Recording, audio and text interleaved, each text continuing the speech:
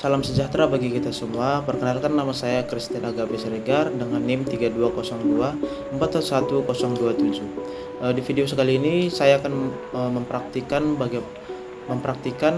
kegiatan mengajar di kelas. Demikianlah praktiknya. Selamat pagi anak-anak. Bagaimana kabar kalian hari ini? Oh, baik. Oke. Kalau baik-baik saja, syukurlah. Untuk anak-anak sekalian, sebelum kita memulai pembelajaran kita hari ini, mari kita berdoa terlebih dahulu menurut agama dan kepercayaan kita masing-masing. Berdoa dimulai. Berdoa selesai. Sebelum pelajaran kita mulai, Bapak ingin bertanya kepada ketua kelas kita, Osen. Bagaimana Osen? Apakah semua teman kita hadir? Oke, hadir semua ya, baguslah. Bagi anak-anak, hari ini kita akan mempelajari topik yang sangat penting tentang mewaspadai ancaman terhadap kedudukan Negara Kesatuan Republik Indonesia. Sebelum Bapak menjelaskan, Bapak ingin bertanya kepada kalian semua. Siapa yang bisa menjawab, silahkan menjawab.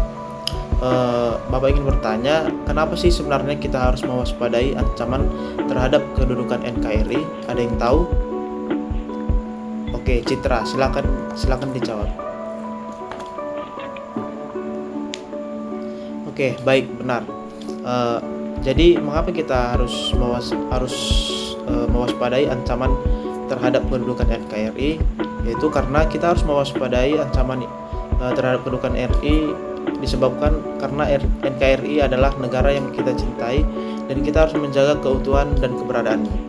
Ancaman terhadap NKRI bisa berasal dari dalam maupun luar negeri, seperti terorisme, separatisme, ekstremisme, dan pengaruh asing yang tidak sejalan dengan nilai-nilai Pancasila. Jika kita tidak mewaspadai dan mengatasi ancaman tersebut, maka akan ada dampak buruk pada stabilitas dan keamanan negara, serta merugikan bangsa, dan negara Indonesia. Oleh karena itu, kita semua harus bersama-sama mengawasi dan menjaga kedudukan NKRI agar tetap kokoh dan berdiri tegak. Jadi pada pertemuan kali ini kita akan membahas dan menelaah tentang ancaman terhadap integrasi nasional dalam bidang ideologi dan politik. Yang pertama itu tentang ancaman di bidang politik. Saat ini kehidupan masyarakat Indonesia cenderung mengarah pada kehidupan liberal yang menekankan pada aspek kebebasan individual. Sebenarnya liberalisme yang disokong oleh Amerika Serikat tidak hanya mempengaruhi bangsa Indonesia saja, tetapi hampir semua negara-negara yang ada di dunia ini. Hal ini menjadi akibat dari era globalisasi. Globalisasi ternyata mampu meyakinkan masyarakat Indonesia bahwa liberalisme dapat membawa manusia ke arah kemajuan dan kemakmuran. Yang kedua, ada ancaman di bidang politik.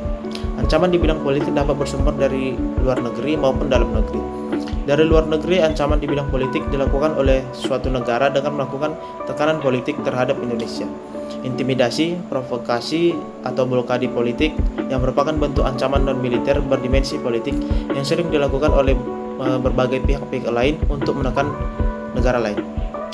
Dari ancaman-ancaman tersebut, yaitu ancaman di bidang ideologi dan politik, ada juga strategi yang dapat kita lakukan untuk mengatasi ancaman di bidang ideologi dan politik tersebut. Bangsa Indonesia harus segera mewujudkan hal-hal sebagai berikut dalam mengatasi ancaman tersebut. Yang pertama, mengembangkan demokrasi politik. Yang kedua, mengaktifkan masyarakat sipil dalam arena politik.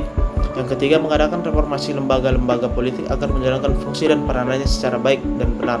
Yang keempat, memperkuat kepercayaan rakyat dengan cara menekankan pemerintah yang bersih dan berwibawa. Yang kelima, menekankan supremasi hukum dan menegakkan supremasi hukum. Yang keenam, memperkuat posisi Indonesia dalam kancah politik internasional.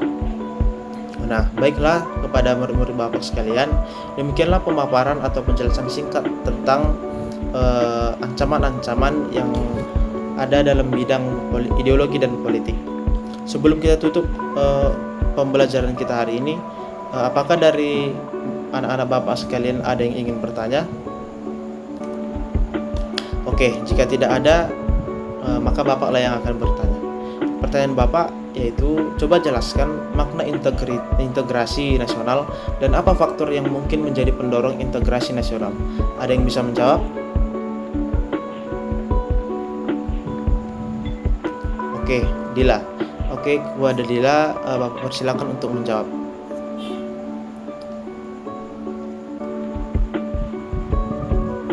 Oke, baik. Terima kasih Dila sudah menjawab pertanyaan Bapak yang Bapak berikan, jawaban yang sungguh luar biasa. Jadi makna integrasi internasional itu dan apa faktor mendorong integrasi nasional. Integrate yang artinya kurang lebih adalah menyatu padukan, mempersatukan dan menggabungkan. Adapun kata nasional berasal dari bahasa asing juga, yakni nation, yang berarti bangsa. Jadi artian singkat dari integrasi nasional adalah persatuan bangsa. Dalam konteks politis, integrasi nasional bermakna sebagai penyatuan berbagai macam kelompok sosial juga budaya ke dalam suatu kesatuan wilayah yang membentuk suatu identitas nasional.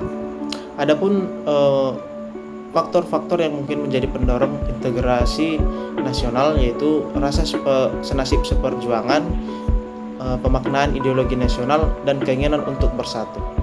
Oke, baiklah, sekian pembelajaran kita hari ini mengenai mewaspadai ancaman terhadap kedudukan NKRI dalam bidang ideologi dan politik. Bapak berharap materi yang telah kita pelajari hari ini kalian pahami dan wajib kalian terapkan dalam kehidupan kalian sehari-hari. Untuk minggu depan, materi yang akan kita pelajari, sebelum memasuki materi yang kita pelajari yang baru, Bapak akan menanyakan tentang materi minggu ini kepada kalian, dan Bapak harap kalian sudah memahaminya. Jangan bermalas-malasan untuk belajar, karena melalui belajar dan rasa ingin tahu kita dapat memperoleh yang namanya ilmu pengetahuan yang sangat tinggi. Bapak percaya kalian memiliki ilmu pengetahuan yang tinggi apabila kalian memiliki niat belajar yang tinggi juga. Terima kasih, selamat pagi untuk kita semua. Saya Bapak ucapkan terima kasih. Oke, demikianlah praktik mengajar dari saya. Saya ucapkan terima kasih.